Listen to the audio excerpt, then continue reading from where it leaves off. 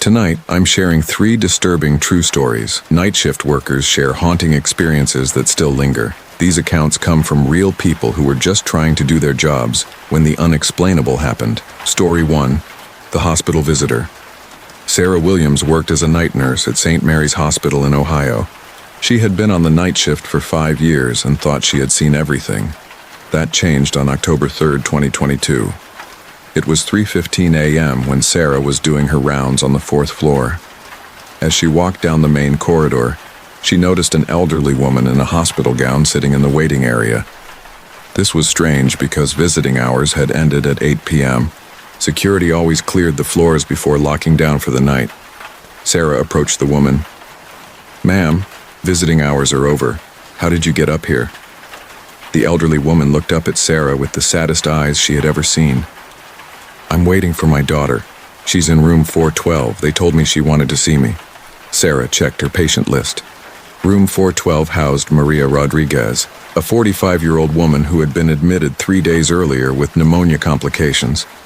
According to the chart, Maria had specifically requested no visitors. "Mrs. Rodriguez asked not to see anyone," Sarah explained gently. "I'm sorry, but you'll need to leave." The elderly woman smiled. "She's scared, but I need her to know I forgive her for everything.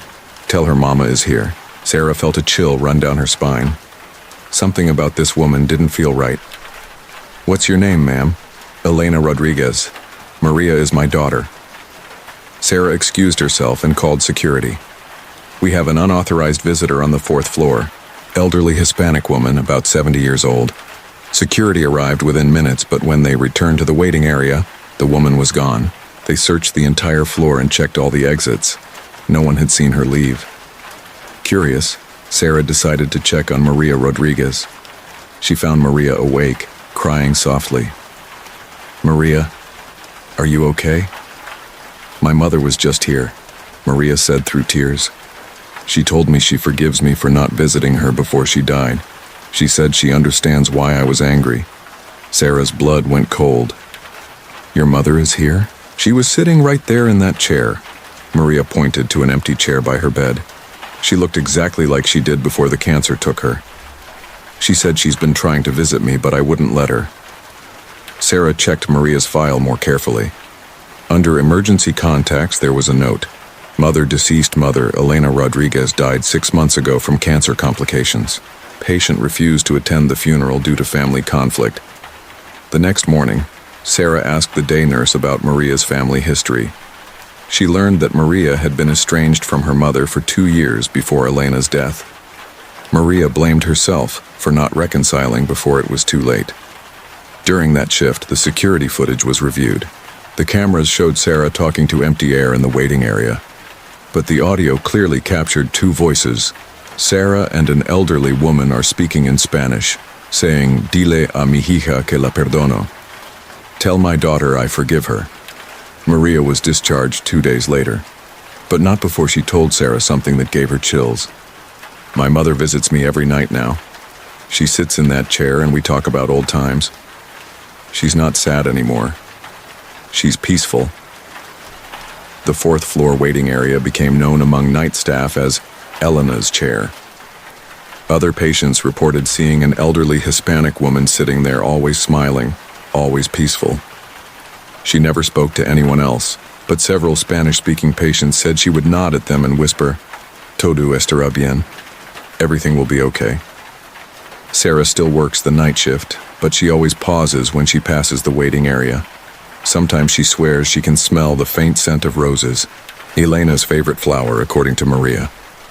The chair remains in the same spot, and night staff have learned not to move it. Some things they've discovered are meant to stay exactly where they are. Story 2. The Factory Walker. Mike Thompson was a security guard at Riverside Manufacturing Plant in Michigan. The factory ran 24/7, but the night shift was always the quietest. Mike's job was to walk the entire facility every 2 hours, checking doors and making sure everything was secure. On November 15, 2021, during his 2 a.m. rounds, Mike heard something that made him stop cold, the sound of machinery running in Section C. But Section C had been shut down for maintenance 3 weeks earlier, and all the equipment had been disconnected from power. Mike grabbed his flashlight and headed toward the sound. As he approached Section C, the noise grew louder, the rhythmic clanking and whirring of the old assembly line in full operation. But when he opened the door, the section was dark and silent. He checked the main power box. Everything was switched off, just as it should be. The machines were cold, covered in dust from 3 weeks of non-use, yet he had clearly heard them running. Mike radioed the main office.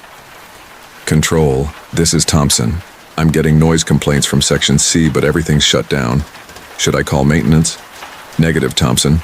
Section C has been offline for weeks, probably just settling sounds from the building." But Mike knew the difference between building sounds and machinery. He had worked at the plant for 8 years. This was definitely the assembly line. An hour later, during his next round, Mike heard it again. This time, he didn't just hear machines, he heard voices. Men talking, laughing, the normal sounds of workers on a shift. But when he opened the door to Section C, silence. This pattern continued for 3 nights. Always between 2 a.m. and 4 a.m., Mike would hear Section C operating normally. Machines running, workers talking, forklifts moving around. But every time he investigated, the section was empty and dark. On the 4th night, Mike decided to try something different.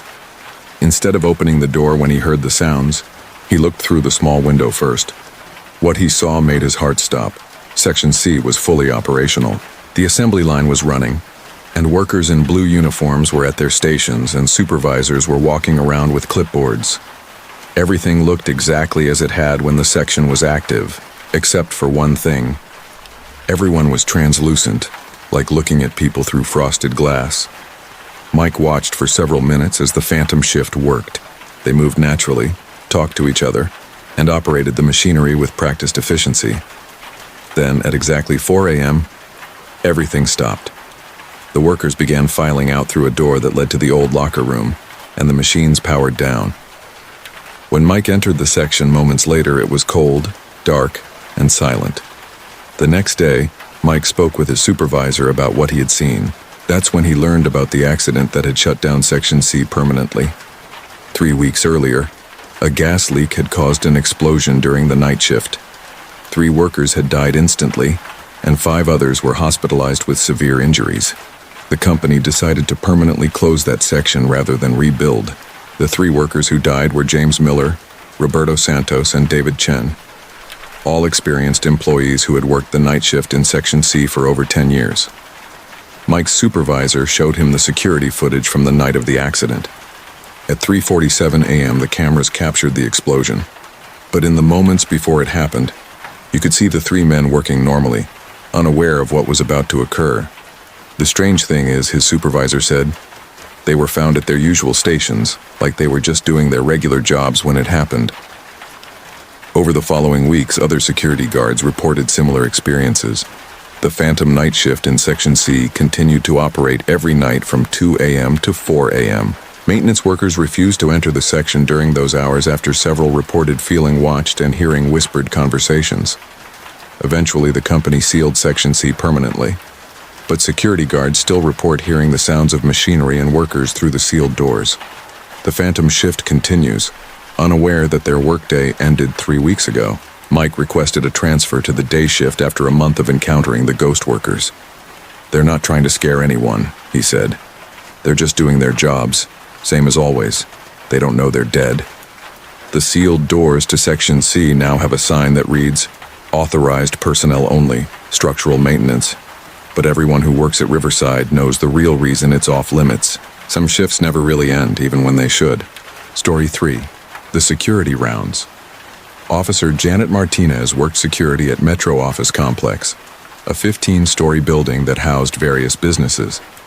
During the day, the building buzzed with activity, but at night, it was Janet's responsibility to patrol every floor and ensure the building was secure. On December 8, 2022, Janet was conducting her routine 1 a.m. patrol when she noticed lights on in the accounting firm on the 7th floor. This was unusual because the firm's employees typically left by 6 p.m., and Janet had checked that floor during her earlier rounds. It was dark and empty. Janet took the elevator to the 7th floor. Through the glass doors of Morrison and Associates Accounting, she could see someone sitting at a desk working on a computer. The figure appeared to be a middle-aged man in a business suit. Janet knocked on the glass door. "Excuse me, sir. The building is closed. You shouldn't be here this late." The man looked up from his computer and smiled. He was well-dressed, with graying hair and kind eyes. "Sorry, officer. Just trying to finish up some year-end reports. I'll be done soon." "I need to see your ID and after-hours authorization," Janet said, following protocol. The man stood up and walked toward the door, but instead of opening it, he simply passed through the glass as if it weren't there. Janet stumbled backward, her heart racing. When she looked back at the office, it was dark and empty. She immediately called her supervisor. "I need backup on the 7th floor. I just saw someone who walked through a glass door." Her supervisor, Tom Bradley, arrived within minutes. They searched the entire 7th floor together, checking every office, supply closet, and bathroom. They were completely alone. "Maybe you saw a reflection from the hallway lights," Tom suggested. "These glass offices can play tricks on your eyes." But Janet knew what she had seen. The man had been solid, real, sitting at an actual desk, working on a computer. The next night, at exactly 1 a.m., Janet returned to the 7th floor. The lights were on again in Morrison and Associates, and the same man was at the same desk. This time, Janet was ready. She used her phone to record as she approached the office. "Sir, you can't be here," she called out. The man looked up and smiled again. "I know, officer, but I have so much work to catch up on. Mr. Morrison is expecting these reports first thing in the morning." Janet checked the directory by the elevator. Morrison and Associates had moved out of the building 6 months ago. The 7th floor had been vacant ever since. "Sir, Morrison and Associates doesn't work here anymore. They moved out months ago." The man looked confused. "That can't be right. I've been working here for 15 years. Mr. Morrison depends on me. What's your name?"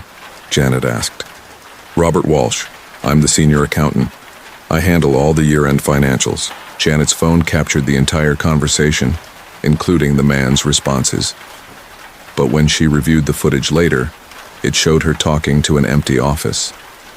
The next day, Janet contacted the building management company and asked about Robert Walsh. What she learned gave her chills. Robert Walsh had indeed worked for Morrison and Associates for 15 years. He was known for staying late, often working past midnight during busy periods. 6 months ago, he had suffered a heart attack at his desk while working on year-end reports. He was found the next morning by the cleaning crew. Morrison and Associates moved out of the building shortly after Robert's death, partly because the staff found it too difficult to work where their colleague had died. Robert was dedicated to his job, the building manager explained. He took pride in getting every number perfect. The year-end reports were his specialty. Over the following weeks, Janet continued to encounter Robert during her 1 a.m. rounds. He was always at the same desk, always working on the same reports, always polite when she asked him to leave. But he never seemed to understand that Morrison and Associates was gone. Other tenants in the building began reporting strange occurrences. The elevator would stop at the 7th floor on its own. The lights in the accounting office would turn on and off. And several people claimed to hear typing sounds coming from the vacant floor. Building management eventually had the 7th floor blessed by a local priest. Father McKenna spent an hour in the old accounting office, speaking with Robert's spirit. "He's confused about time," Father McKenna explained afterward. "He doesn't realize he's passed on. He's still trying to finish his work, still trying to meet deadlines that no longer exist." After the blessing, the supernatural activity decreased significantly.